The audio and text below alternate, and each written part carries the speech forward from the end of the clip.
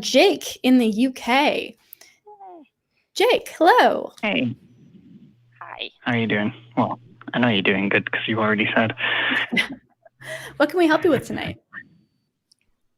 Yes, I hadn't really thought about it, honestly, until I stumbled across the thing, I don't want to call it podcast.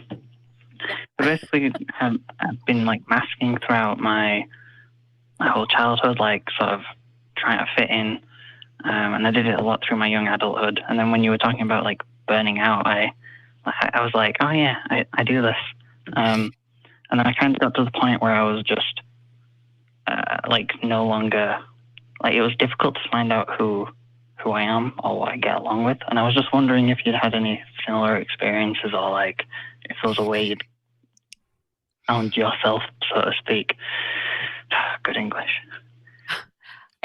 It's great English. And yeah, I have a lot of experience with that. And it's a really hard thing to undo, because like it starts off where it's like a very conscious thing. It's like, use this set of words and make this face, and after a while it kind of takes over. Like it feels fake, but it's not the same like conscious.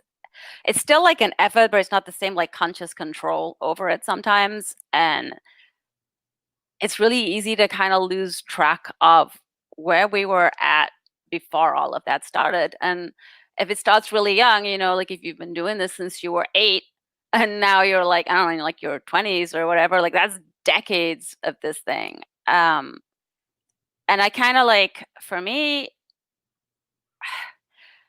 I kind of started thinking back to the things that I used to do, that, and like the conflicts where I started hiding things about myself, or things that I do to make myself smaller. A lot of it is kind of like that, like not talking about the subjects I really like to talk about because people will tell you that that's too boring sometimes. So I made an effort to make a point of talking about those things and doing those things. So I started putting the same like thought process and effort into unmasking that I originally put into masking in the beginning. And it felt kind of weird at first, and kind of scary, because a lot of the masks and behaviors, like the behaviors end up being masked because there were, repercussions. Like I don't know what kind of like masking you were doing, and if you want to talk about that can help. But because it's definitely possible to undo. Like, is there anything in particular that you noticed yourself doing, or is it just kind of like a general question on masking? It's difficult to think about looking back, because I always did things to fit in, so I always did what the other people were doing. So when I'm trying to think of things that I enjoy, I'm like, oh, maybe I still enjoy this, but then I go and do it and I'm like, I hate this, why am I doing this? Yeah, I've been doing that too lately. I mean, I think it ends up being a lot of trial and error. Like, I went back and started redoing things. Like, I took up skateboarding again. That used to be one of my big escapes when I was like a little kid and all the way through college. And getting back into skateboarding was like really helpful. And another thing was finding people more like myself. Like, there are a lot of, it's just like the same thing as last time, but there's lots of communities online. And I don't know, like, if your masking comes from like neurodiversity, and if it's like if you're autistic too, or ADHD or something. But if I found like communities of people who are a lot like me, and it made it feel safer to kind of just try things out, or even just I'd look at like videos of other people, and I'd see myself in these videos somehow, and it was kind of like an aha moment I didn't know was there to be had. Like, I spent a lot of time happy rocking as a kid. Like, I like rocking back and forth a lot. I do it if I'm anxious. I do it if I'm happy. all of the time when I was a kid. And eventually I kind of stopped. And I found like being in communities of people who were doing the kinds of behaviors and things that I always did and not feeling bad about it helped my brain just kind of like make these connections on itself. And sometimes if it's like things we enjoy, it's kind of like we can start making them up for ourselves again. Like maybe the things we enjoyed as a kid aren't the things you're going to be into now, but like if there's like something that you're like a little bit interested in, like digging like deeper into that. Like I spent a lot more time with like my quote unquote special interests. It sounds really kind of pejorative when like that way, but like and there's things that like I'm finding that like I still really enjoy, and there's some new things and like new takes on it that I really enjoy. And like just finding people who you feel comfortable being yourself around is probably a good start. And then it's kind of like experimenting again. It's like almost like being a kid all over again and getting a do-over when people are like, what would you do if you could go back to the age of 10 with the knowledge you have now? And it's like living that, which is kind of wild. But just way more conscious about it. Sorry. Yeah. And the other thing is, and this was something that I struggle with a lot, and a lot of people kind of seem to struggle with, is the mask me? Because I kind of felt like there's like this me somewhere, and then there's the one that I perform for other people. But like you're still you, even if you're masking. Like it's like masking's more like makeup. It changes the behaviors so that people see you a certain way, but you're still who you are.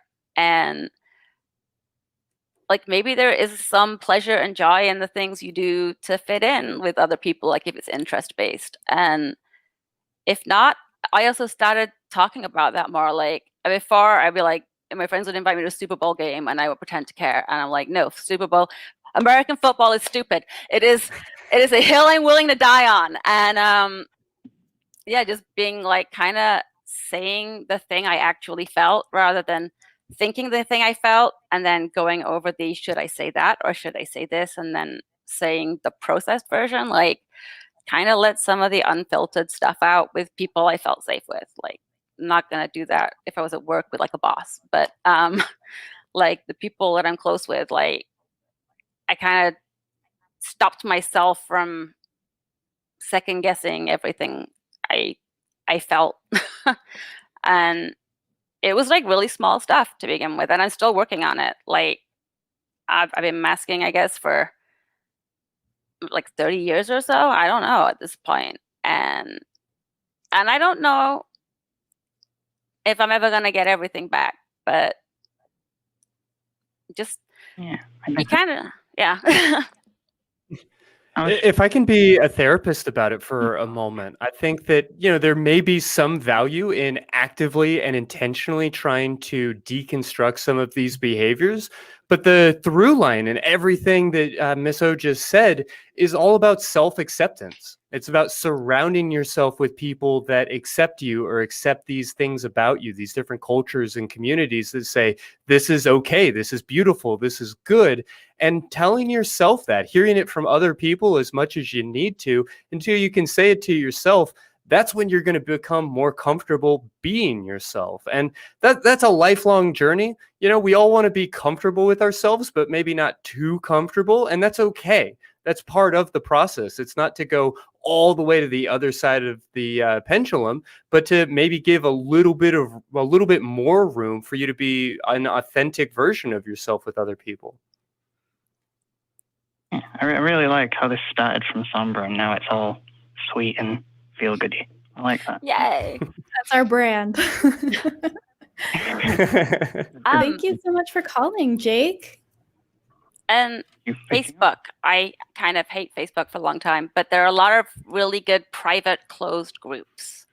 Like I'm on a bunch of like autism related ones, and they're complete. No one can see anything anyone is posting from outside the group, and they're like pretty safe spaces. So if there's anything like that would be useful, like it's kind of worth looking at the groups. Even if you don't want to participate, you can just like read stuff, and that can be a really helpful starting point on like figuring this stuff back out, because you figured it out once. You found the things you loved, and if you can do it once, you can do it again. I do believe that, and it does get easier. Like starts off like I don't know where to begin, but it does get easier, and I think it's, at least for me, it's been a journey worth taking. Yeah, sounds good. I love that. Thank you so much for calling, Jake, and have a lovely rest of your evening. Yes. Thank you. You guys too. Bye. Bye. It's so interesting to, honestly, like I've never given whether I'm on the spectrum that much thought. A lot of what you're saying resonates to a point where I'm like, I'm gonna have to do some more research, honestly. But what you're talking about also feels very much like how I felt coming out as non-binary, and the idea of masking in a different way, of putting up what what other people expect to see, and regulating what you're doing and what you're saying and how you're presenting, and then realizing one day, wait, there's another person under here, and who the fuck are they? And just having to go through that deconstruction process and looking at, okay, did I inherit this from society's expectations, or is this really me, or are they both somehow? And can I still be me even when I'm conforming to the expectations of other people? This is, honestly, I've been like resonating this entire call, like, yes. Yeah, we're all handed this like cis het allosexual monogamous identity at birth that doesn't fit most of us, or many of us at the very least. And our neurotypicality is a piece of that convention that is just sort of handed to us, and it's the expectation. So adapting to the actual you, or maybe adapting your world to the actual you, is an ongoing challenge. That's kind of scary too. It's scary and it's depressing. Like, I remember reading like one blog post, and they were about like masking and the amount of like actual like cognitive space it takes to do. And they were like, and at the end of it, we're not even any good at it. And I'm like, no, screw you, I'm great at it. And then like I watched like an old interview, and it's like, oh God, no, I'm really bad at it. And it's kind of like sad in a way. Like, we all do, like we put so much effort into something, and we don't even often do it that great. It's like, and I found that like really kind of a hard thing to get past. It's like, how much of my life did I waste on someone else's expectations? Like, and then it's kind of a lot when you start thinking about it and like pulling it back, like gender. It's like you spend so much time basically in drag, and then have to like and then when you like finally like are yourself, everyone's like, oh, this is all new and weird. And it's like, no, this is other me. stuff was the lie. The apparently not terribly convincing like, told lie. I wasn't even good at that. Like, again, exactly that. Like, I was trying so hard and failing so badly.